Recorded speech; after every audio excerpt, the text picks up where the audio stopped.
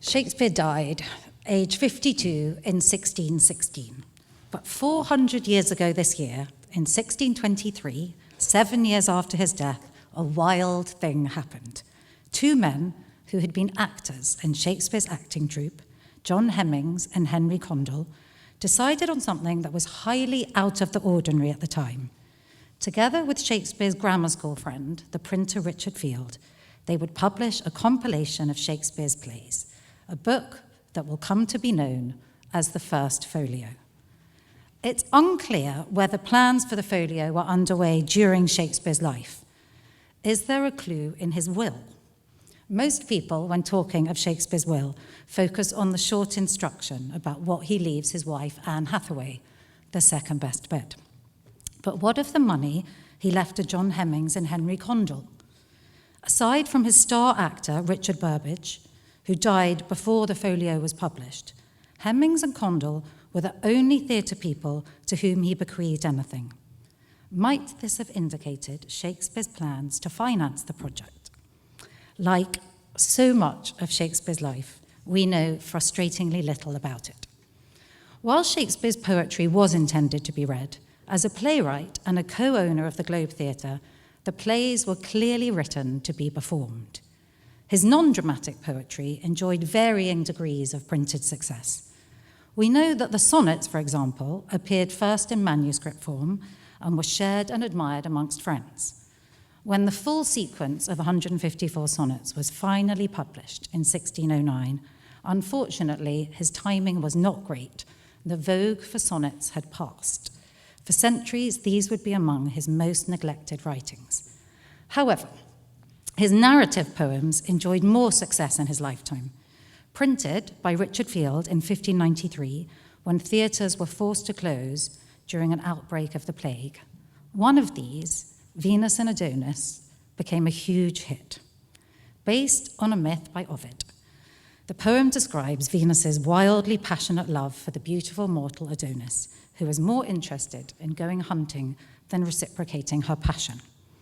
Although we know that this poem made his name and that it was the most successful poem of the age, with multiple reprints, there is now only one extant copy of the first edition. This is thought to have been because the texts were so well thumbed. Theatre closures and Venus's poetic passion led to the poem being read over and over. But the idea of publishing a large, thus very expensive book of plays was uncharted territory. And in fact, this project was England's first folio exclusively of plays. It was priced at around £1, depending on your choice of binding. This would have been 2 months' wages for a skilled worker, and a far cry from the 5 pence that an edition of the sonnets cost, or the 1 penny cost of a ticket to watch a play at the Globe. But the folio was successful enough to go through a second, third, and fourth edition, and there's even a record of it being presented at the Frankfurt Book Fair in 1622. It seems that copies were treasured. 235 survive today. In 2020, a very rare complete first folio was sold at Christie's and went for almost $10 million, the most expensive work of literature ever sold. Before the folio, there were cheaper individual quarto versions of several of Shakespeare's plays, but only about half of the plays exist in this quarto form.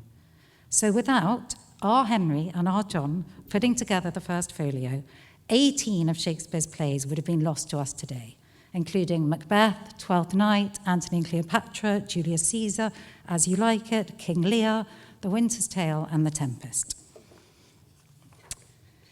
Even the plays we have in quarto form are enriched by Hemmings and Condell's work. Let's take Hamlet, exceptional for so many reasons, not least that it has 3 different versions. Without the folio, the most famous soliloquy in perhaps the entire corpus of English literature could have begun rather flatly. The earliest quarto has Hamlet musing, "To be or not to be? Aye, there's the point." For the folio, our men were well positioned to improve on these abused, maimed, and deformed publications. They had access to prompt books, the foul papers in Shakespeare's own hand, and the company's fair copies. all of which are long lost. I'm glad to be giving them a shout out and look forward to seeing some of you at Hay this year, where I will be joined on stage by a wildly talented lineup of actors who will perform speeches and scenes drawn from my anthology, Shakespeare for Every Day of the Year. And we can all celebrate the 400-year anniversary of this wild idea.